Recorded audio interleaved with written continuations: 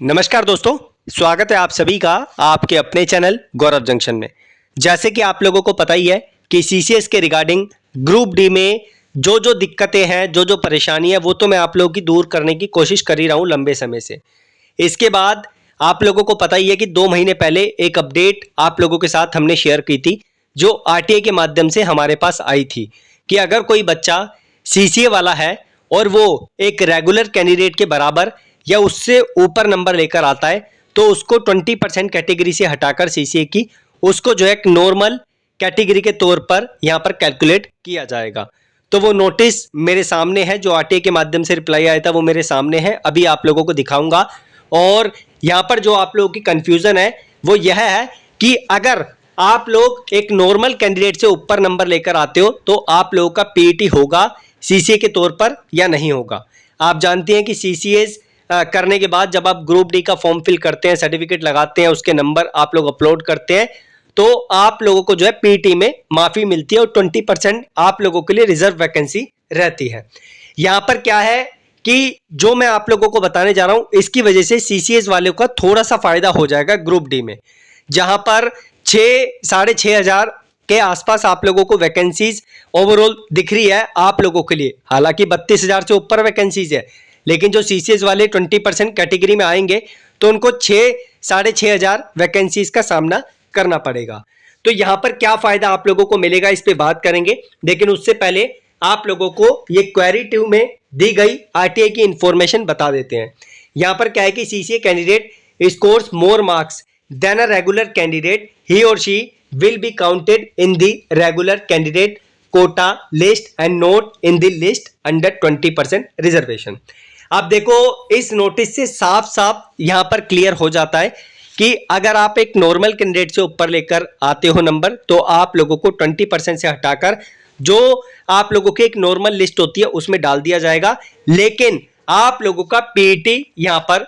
नहीं होगा। इस चीज का आप लोग ध्यान रखो, मैंने पहले भी आप लोगों को रिपीट किया था कि अगर आप लोगों के सामने इस तरीके की अपडेट आई है तो आप लोगों को पीईटी में यहां पर छूट मिलेगी ही मिलेगी। आप चाहे रेगुलर कैंडिडेट से ऊपर नंबर लेकर आओ, चाहे आप रेगुलर कैंडिडेट से नीचे नंबर लेकर आओ, जो आप लोगों का रूल है वो आप लोगों के ऊपर एप्लीकेबल होगा। इस चीज को लेकर भ्रमित मत होइए। कोई भी आप लोगों को ऐसी अपडेट दे रहा है कि नहीं भाई 20% रिजर्वेशन आप लोगों से हट भी जाएगा अगर आप एक रेगुलर कैंडिडेट से ऊपर नंबर लेकर आते हो और आपका पीईटी भी होगा, तो ऐसी जानकारी जो भी आप लोगों को दे रहा है वो बोगस इंफॉर्मेशन है। और जो आप लोगों के सामने नोटिस है यहां पर सिंपल लिखा हुआ है कि लिस्ट से हटाकर 20% की बस आप लोगों को एक नॉर्मल लिस्ट में डाल दिया जाएगा, लेकिन पीईटी के बारे में यहां पर कोई भी इंफॉर्मेशन नहीं है। यहां पर ओनली आप लोगों के लिए 20% रिजर्वेशन हटने की बात है। ठीक है, यहां से क्या होगा कि जो हमारे सीसीएस वाले भाई हैं, अगर इनमें से कई बच्चे, फॉर एग्जांपल कोई बच्चा जो है एक सीबीटी एग्जाम में रेगुलर कैंडिडेट से ऊपर नंबर लेकर आ जाता है तो सीसीएस वाले भाइयों का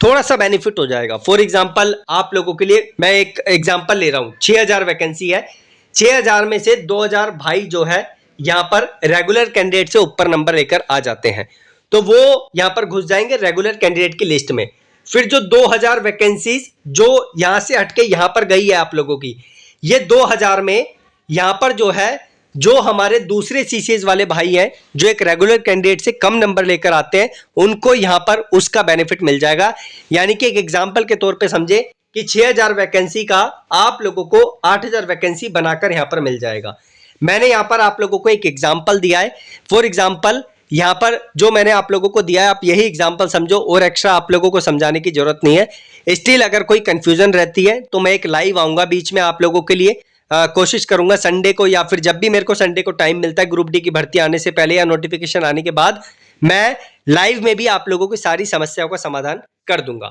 इसके अलावा भी कोई समस्या आप लोगों की है तो कमेंट बॉक्स आप लोगों के सामने ओपन है, मेरा टेलीग्राम का लिंक आप लोगों के सामने ओपन है, जाइए वहां पर अपनी समस्या लिखिए टेलीग्राम पे, या तो मैं या फिर कोई दूसरा भाई जो एक्सपीरियंस्ड है वो आप लोगों को उसका जवाब दे देगा। इसके अलावा मैंने YouTube पर आप लोगों के लिए ज्वाइन बटन जो ऑन किया है वो हमारे ऐसे ही भाइयों के लिए है जो बहुत ज़्यादा प्रॉब्लम्स में रहते हैं, जिनको गाइडेंस अच्छी नहीं मिल पाती, वो वहाँ पर हमसे कनेक्ट होके